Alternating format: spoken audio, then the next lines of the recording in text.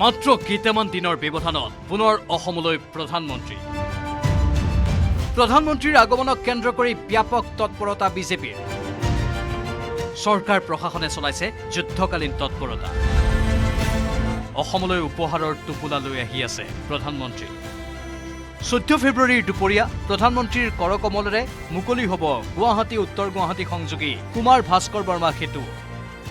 ৰাজধানী চহৰখনৰ সৈতে উপকণ্ঠ অঞ্চলক সংযোগেৰে বৃহদাকায় চহৰ নিৰ্মাণ সুচল কৰিবলৈ আগবাঢ়িছে অসম চৰকাৰ অত্যাধুনিক কৌশলেৰে নিৰ্মাণ কৰা হৈছে এই দলংখনত আছে বৰষুণৰ মাপ নিৰূপণৰ বাবে ৰেইনগছ সেতুখনৰ দৃঢ়তা জোখাৰো আছে বিশেষ ব্যৱস্থা দলংখনৰ প্ৰায় সুমাজৰ অংশতে ৰৈ প্ৰধানমন্ত্ৰীয়ে দলংখন মুকলি কৰাৰ সম্ভাৱনা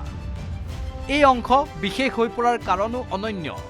কিয়নো প্ৰধানমন্ত্ৰীগৰাকীয়ে সেই স্থানত ৰৈ দুহাত প্ৰসাৰিত কৰিলেই সোঁফালে দৃশ্যমান হ'ব উমানন্দ বাওঁফালে দেখা যাব নীলাচলৰ বুকুৰ কামাখ্যা এই দলং উদ্বোধনৰ পূৰ্বে নিৰ্মাণ কাৰ্যৰ খুঁটি নাটি নিৰীক্ষণ কৰিবলৈ বুধবাৰে নিশাই উপস্থিত হ'ল ৰাজ্যৰ মুখ্যমন্ত্ৰী হিমন্ত বিশ্ব শৰ্মা দলঙত খোজকাঢ়ি বৰ্ণনা কৰিলে দলংখন আৰু প্ৰধানমন্ত্ৰীৰ আগমনৰ বিষয়ে ব্ৰিজখন এতিয়াও সম্পূৰ্ণ হোৱা নাই প্ৰধানমন্ত্ৰী নৰেন্দ্ৰ মোদী ডাঙৰীয়া 14 তাৰিখে আহিব 13 তাৰিখে ৰাতি 12 বজাত আমি ব্ৰিজখন সম্পূৰ্ণ কৰিব পাৰিম ইয়াৰ মাজতে মুখ্যমন্ত্ৰী হিমন্ত বিশ্ব শৰ্মাই চালকৰ আসনত বহিও পুনৰীক্ষণ কৰিলে সমগ্ৰ পৰিৱেশ মই এই গুৱাহাটী উত্তৰ গুৱাহাটী দলঙৰ ওপৰত কুমাৰ ভাস্কৰ বৰ্মা সেতুৰ ওপৰত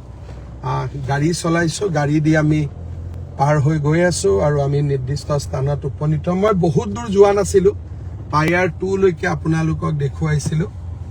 গুৱাহাটীৰ নিৰ্মল দৃশ্য মই অকণমান মোৰ খিৰিকীখনো খুলি দিছো যাতে আপোনালোকে চাব পাৰে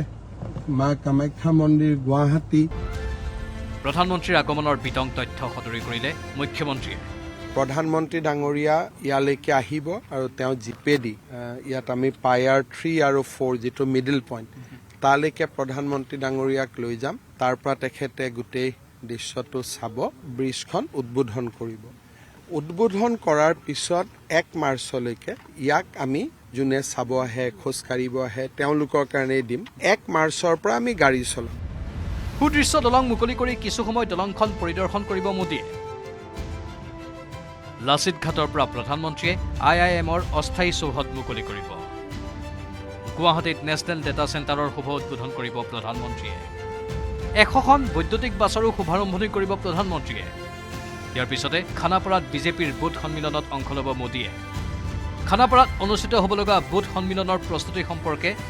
বুধবাৰে নিশাই বুজ ল'লে ৰাজ্যিক বিজেপিৰ সভাপতি দিলীপ শইকীয়াৰ লগতে বিজেপিৰ নেতা কৰ্মীয়ে প্ৰধানমন্ত্ৰীয়ে কেইবাটাও বিলাসী প্ৰকল্পৰ শুভাৰম্ভণি কৰিব